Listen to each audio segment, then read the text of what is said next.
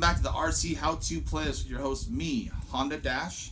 And today I'll be discussing and showing you how to replace your spur gear on your TRaxxas / two-wheel drive.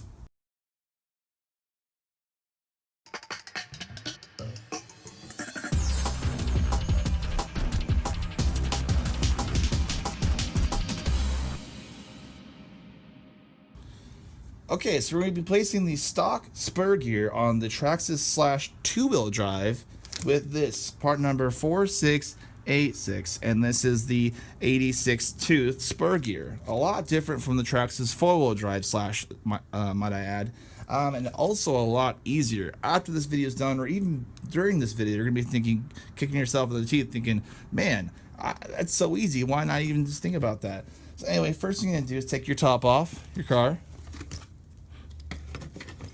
And you're just going to expose the whole car itself.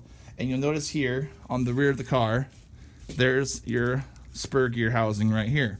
So what we'll do is we'll take, the first thing to do is take your 7mm and take off the wheel. Now I like to use the HPI 4-way here because it has the 7mm, the 8mm, the 17, and the 10mm all in one.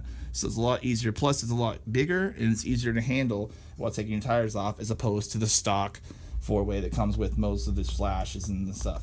So we'll take the nut off. So we'll take the wheel off, slide it right underneath the car, just like that. And what it's going to do is it's going to have two bolts here. And you'll see the first one here. And then you'll see the other one that is located right under here. It's kind of hidden, but it's right there. So we'll get that. We're using our 2mm. I like to use the TRaxxas ones. They're very inexpensive. They're cheap. I bought these ones at Hooked Hobbies. For 20 bucks. Take off the top screw first, right here, and there's the one underneath here. Remember the order. There'll be a short screw, a short screw on top here, and then there'll be a long screw on the bottom here. So what I like to do is I just like to take it and hold it like that, and that should keep the screws in there. And just set that aside so you don't lose it.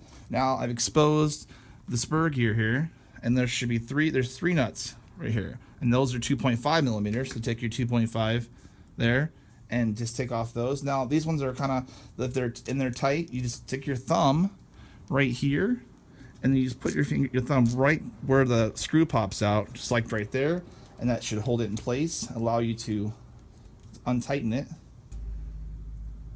for that. Set those aside. Now all I like to do is, sometimes these are pretty wedged in there. So what we'll do is we'll take the tool and we'll wedge it in here and then wedge it in there like that, and it should just pop right off. Now, like I said before in my other video, if you didn't watch my four-wheel drive one, a spur gear sounds like plastic grinding, but it's more like a machine gun. It's a brrr, kind of noise. It's skip, plastic, grind kind of thing. But if you notice this one here is quite ground up on the one side, almost to where it's smooth, where it just totally grinded it up. So we'll set that off, and we'll take out our new spur gear. Alright, and then what we'll do is we'll put the inside edge here. So you'll notice that there is slotted edges here where they come out. That's where you know the screws go in that direction, not like this. Also, it's kind of concave. With the four-wheel drive, it's a little more confusing because the four-wheel drive is more of a flat piece. It's not like concave like this one is, so you can kind of tell exactly how it goes on. So we'll put it back on. It's like that. So it should sit right there without moving or anything else. It should just sit right in there. Take your 2.5mm, take your screws, and back in. And again, this isn't really an inexpensive part. This spur gear is actually $4. So I suggest to anybody who actually goes out and plays a lot with their cars or puts themselves in the situations where they might strip a gear, buy several of these. So buy 3 or 4. In fact, keep them in your toolbox, because once that's on, take your piece here and you'll notice that when you put it back on, the TRaxxas logo needs to stay up like this, pardon the noise, up. So when you put it in, it should just fit right back on the way you took it out.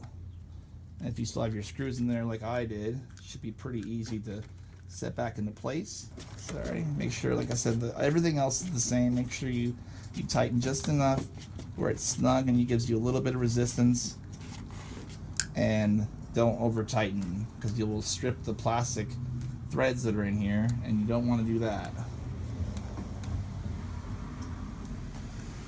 So once that's set, all you have to do now is pull your tire out, put your tire back on the correct hub, just like that. Take your nut, put your 7mm, put it back on the tire. Anything else, don't over tighten anything. And there you go. So that's how you successfully change that. So that's all done. All right, so I'd like to give my thanks for watching this video as well. Please be sure to check out my featured channels, starting with Zika Leak. Also 77 Aftershock, he's a really good guy. He's got a lot of good content. Marlboro Moose, who also changed his name to his channel. I'll try to put that link in the description as well. Pardon me on the hiccups there. Also Sema God Gaming is a really good guy.